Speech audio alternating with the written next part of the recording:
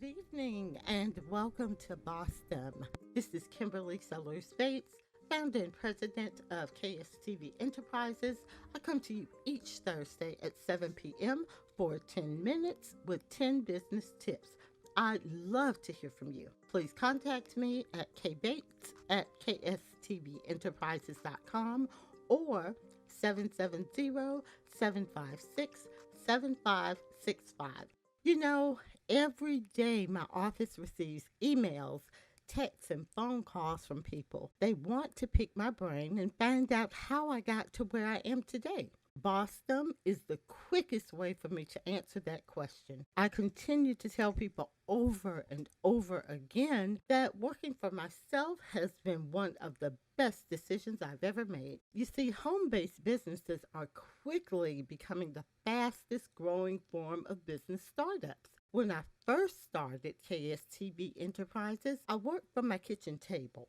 Well, I quickly outgrew that and moved to one of the spare bedrooms in the house. I love it because I've been able to design my office exactly how I want it. My office at home is both productive and comfortable. There are several other benefits to having your own business and starting a home-based business. Those items include setting your own schedule, working with a variety of clients, and customizing your work hours to meet the needs of both personal and family life. I initially set up the space in my office where my children could watch TV, they could read, they could take naps while I worked. That was a win-win situation. Of course, they're grown now and take any opportunity not to visit me in my home office. Seriously, creating your own hours allows you to play to your strengths. Some people are productive in early mornings, while others may work best late at night. I tend to do my best work early in the mornings. You know, working a 9-to-5 job really can take so much time away from your children or whatever personal goals you may have. If you're stuck in a traditional office setting, you may find yourself having to make difficult choices about when and how often to ask for time off for personal or family events. If you feel like your job is taking up too much of your time, having your own business could be the solution. By working for myself, I was always the homeroom mom. I was team mom. I attended most, if not all, of my children's events. And as an added bonus, I was able to increase my other volunteer efforts in the community. Starting KSTB gave me the opportunity to make money while doing something that I absolutely love. It was easy for me to realize what my passion was. The challenging part was figuring out how to turn my passion into a profit. See, what I do doesn't even seem like work to me. I'm able to identify and secure funding from individuals, grants, and corporations to ensure that my clients are able to serve the community. Remember that you are more likely to achieve success as a business owner if you focus on pursuing your passion over profit when starting your business. I was actually working full-time for someone else when people started hearing that I secured nonprofit status and could get grants. Pretty soon, I was working a job during the day and staying up all night working my side hustle. My husband encouraged me to stop burning the candle at both ends and go ahead and try working for myself. Now, let's be realistic. Not everyone can quit their day job and start their own business, and that's okay. I'm going to give you 10 tips to start, grow, and sustain your business while you're working for someone else. I want you to set your calendar for 1 year from now. It's my hope that by then you will be positioned to make an informed decision about whether or not to leave your full-time job. Now, these are the 10 steps that I took. First, I want you to get a notebook and make some tabs. Know that you think that you'll remember all of your ideas, but trust me, you won't. And although some of your ideas may not be feasible right now, it may be next year. But by then, you will more than likely have forgotten what the idea was. I suggest making the following tabs. First tab, why?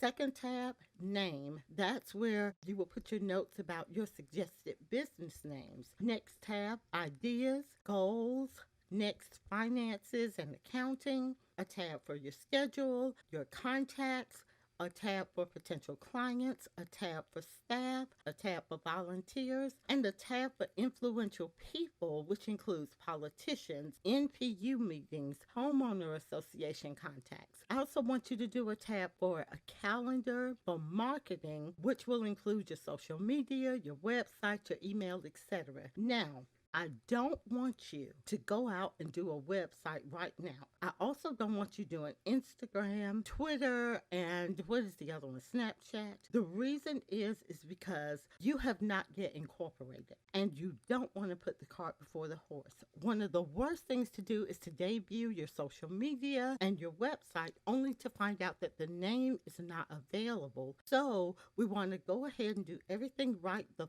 first time.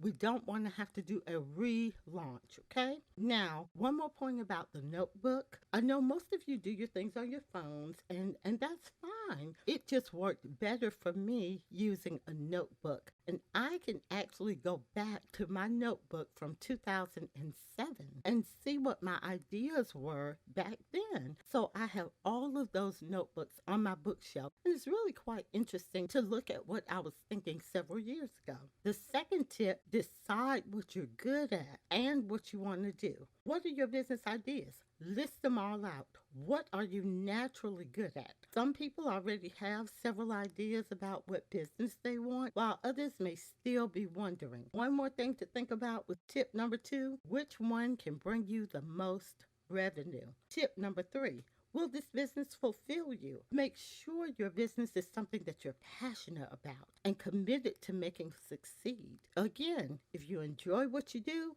it won't seem so much like work. The fourth tip, is there a need for what you want to do? Take the time to research this. There are a lot of people who wrote grants. So I had to figure out what made my business unique. I had to put a unique spin on it. So I want you to do the same thing. Really think about this. What makes your business unique? The fifth tip, and probably the most important, is remember where your bread and butter comes from. Listen, make sure that you continue to do your job with the same vigor and commitment as always. If you're starting a business that mirrors the one that you already work for, be sure to review the conflict of interest policy and adhere to it. Again, this is where your bread and butter comes from. This is also a time for you to be discreet. There's no need for you to tell anyone at your workplace what you're doing. There'll be plenty of time for that. Tip number 6, commit 2 hours each day to working for yourself. I want you to work on 3 things from your list of goals that you will tackle every day. I used to have a to-do list that had about 20 tasks on it for each day.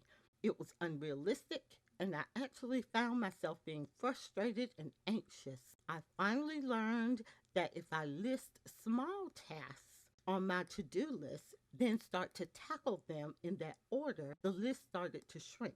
I found myself being much more productive, and then I felt like I was actually accomplishing something. So you can make a big list. The big list may have 1,000,000 things on it for your business, but each day I want you to tackle the top 3 things. Number 7, make a schedule and follow it. You will have a number of emails and phone calls that you'll need to make for your business every day. One thing that I did that really helped was I tried to schedule my lunch hour in off times. I took lunch from 12:30 to 1:30. I would eat for the first 30 minutes and return calls and emails from 1 to 1:30. Most people were back from lunch by then, so I was productive in handling some of the business emails and calls.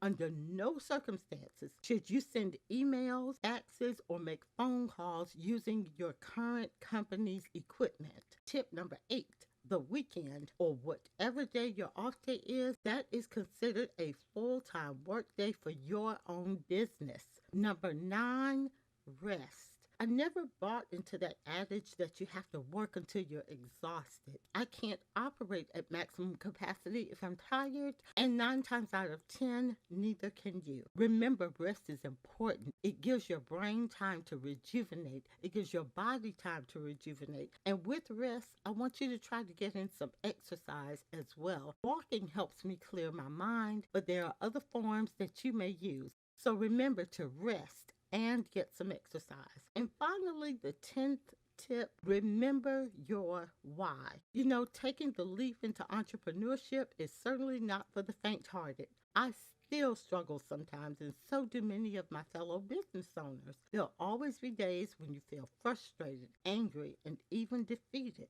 It's on those days that you need to remember your why. You need to dig into your notebook and look at that first why tab, because it will take every ounce of motivation that you have to keep going. This will remind you of the motivation you had when you first came up with starting a business for yourself.